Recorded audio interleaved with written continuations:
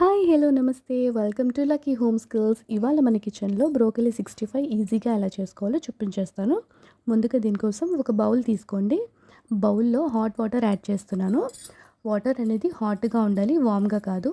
చిటికెడు salt add చేసుకొని cut చేసుకొని పెట్టుకున్న బ్రోకలీని వేసుకోండి. 2 నిమిషాలు అలాగే వదిలేసి 2 నిమిషాల తర్వాత వాటర్ అంతా కూడా డ్రైన్ ఆఫ్ చేసుకోండి. ఇలా చేసుకోవటం వల్ల బ్రోకలీలో ఉన్న పసరు వాసన అంతా కూడా పోతుంది. దీన్ని ఇలాగే 5 మినిట్స్ పాటు పక్కన పెట్టేసుకోండి. కాస్త డ్రై అవుతుంది. ఈలోపు మనం బ్యాటర్ని రెడీ చేసుకోవచ్చు.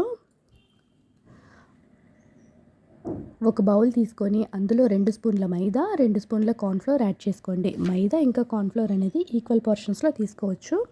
1/2 స్పూన్ పసుపు, సాల్ట్, కారం, గరం మసాలా పౌడర్, ధనియాల powder, ginger garlic paste, half చెక్క నిమ్మకాయ యాడ్ చేసుకొని కొంచెం వాటర్ యాడ్ చేసి బ్యాటర్ని థిక్ పేస్ట్ లాగా కలుపుకోవాలి.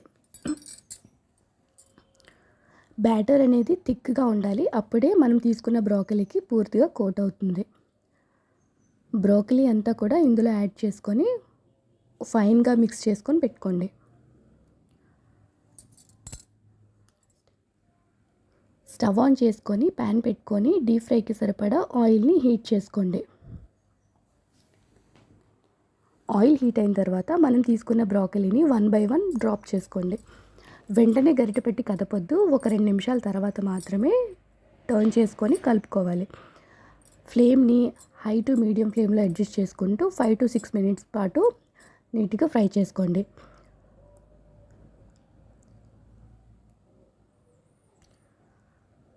ఫైవ్ మినిట్స్ తర్వాత బ్రోకలీ చక్కగా ఫ్రై అయిపోయింది.